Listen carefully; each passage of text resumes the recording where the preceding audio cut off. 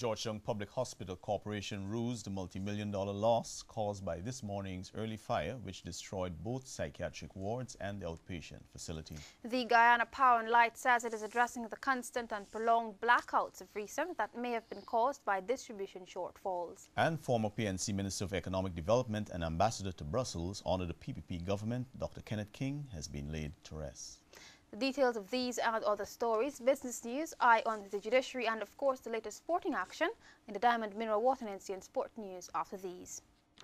Good evening, I am Janelle Prasad. And I'm Paul Moore. With this edition of the 6 o'clock news for today, Wednesday, August 13, 2008. Paul. Thanks, Janelle. The observation ward of the Georgetown Public Hospital was this morning completely destroyed by fire, and hospital officials say the fire may have been started by a male patient who is now in police custody. Nacasia Logan has the details. They just told me that there was some altercation in the male ward because since the incident of the young lady demise, we had placed security guards in the ward itself, and they called for backup. By the time what happened, another patient, I was told, this is hearsay, lit a mattress on fire, and that's where everything went chaotic. Reports state that the 3 security guards on duty sustained injuries after being attacked by the patients, one of whom had an ice pick. Health Minister Dr. Leslie Ramsamy told NCN that his major concern was getting the patients out of the building. All the patients have been accounted for. There were 13 patients in the psychiatric ward. They've all been accounted for. Some of them are being sent to the New Amsterdam Psychiatric Hospital and the National Psychiatric Hospital in New Amsterdam. The medical outpatient department, which was housed in that building, is being shifted to another building. We had to temporarily evacuate the obstetrics and gynae buildings with the pregnant women, the newborn babies, and so on, temporarily, and they are back into the building. Minister Ramsamy commended the hospital for its quick response in moving the patients. And then the patient had a fire and nothing more. I didn't see the fire. That's it. I just grab what I could have grabbed and moved. Yeah, I grabbed up the things then. My mother come with me. I take off the things in the cupboard. Patients of the maternity unit were evacuated but were subsequently returned after it was established that the fire was no longer dangerous to their health. Fire Chief Marlon Gentle said when the fire service arrived on the scene 3 minutes after they were summoned, 50% of the building had already been engulfed in flames. Only recently, a patient, Natasha Vera, was strangled in the female ward. Regular patients of the Georgetown Hospital Medical Outpatient Department are asked to seek treatment at health centers and regional hospitals in their area until other arrangements are made. The patient care assistant classroom, which was fully equipped with computers, among other things, has also been destroyed. A source at the hospital stated that all patients from the unit were accounted for except 4 who reportedly went home. The hospital is currently trying to locate those patients to ascertain their safety. Nacasia Logan reporting for NCN 6 o'clock news.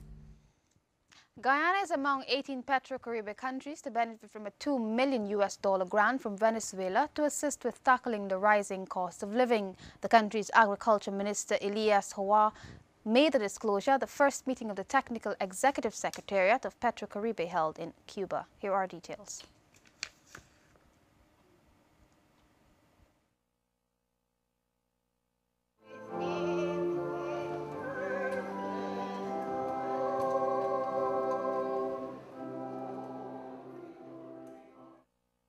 President Barry Jagdeo says Dr. King is a Guyanese who demonstrated the true qualities to move Guyana forward. The president has acknowledged that the former diplomat has played a major role in his political career, adding that the man had a political career that is unquestionable. I'll always recall his friendliness, his humility in service, his thoughtfulness, commitment to things Guyanese, even above politics. Meanwhile, PNCR General Secretary Oscar Clark says Dr. King has made significant contributions to the party and Guyana with his selfless service of trying to make the country economically successful. To his sorrowing brothers, sisters, children, grandchildren, and other relatives, the party extends heartfelt condolences. And so I say farewell, my friends. Also paying tribute was King's daughter, Professor Karen King Arisibala, who described her father as a charismatic individual with many good successes in life. Love, which Karen King embodied, is an energizer, a fuel, a force which is so powerful it can never be quenched. Dr. Kenneth Fitzgerald Stanislaus was born on August 22, 1929, and during his political career served as Director General of Forestry at the FAO and Minister of Economic Development under the Burnham administration. Up to the time of his death, on July 30 last, Dr. King was Guyana's ambassador to Brussels and permanent representative to the EU. Edward Lane, the 6 o'clock news. We do apologize for the mix-up in the stories. The introduction for that story should have read former PNCR Minister of Economic Development and Ambassador to Brussels under the PPP government, Dr. Kenneth King, has been laid to rest. Several government officials, including President Barra Jagdeo, as you saw, Prime Minister Samuel Hinds and Opposition Leader Robert Corbyn, paid their final respects to Dr. King, a man they all described as a true political mentor.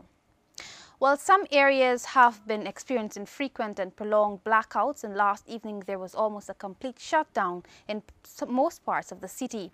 An official from the Guyana Power and Light Company says there was a default in the receiver and distribution system at the fire, but fell short of disclosing what the default was. However, as a consequence, some areas, particularly on the east coast and in the city, experienced a complete shutdown, with Wortmanville being among the worst affected with 16 hours of blackout.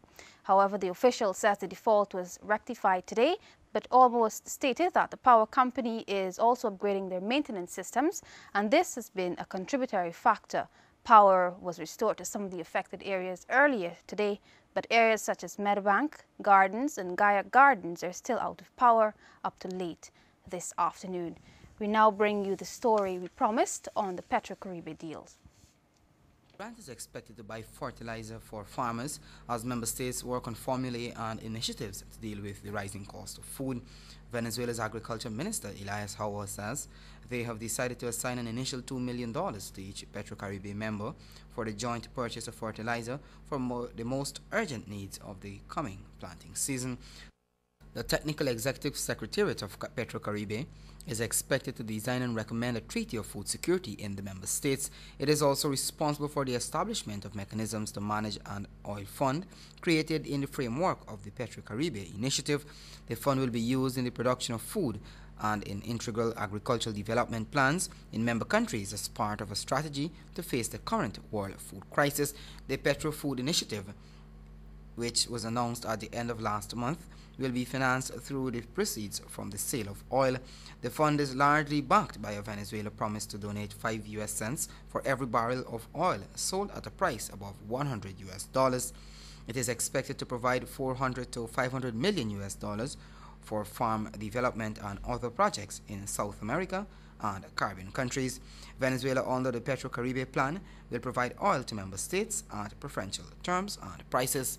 Edward Lane, the 6 o'clock news. When the news returns, Guyanese youths are concerned that more emphasis needs to be placed on climate change education. And later, City Hall says it is looking to enter into partnerships with private companies to run municipal markets. Those and more when the 6 o'clock news returns. Stay tuned.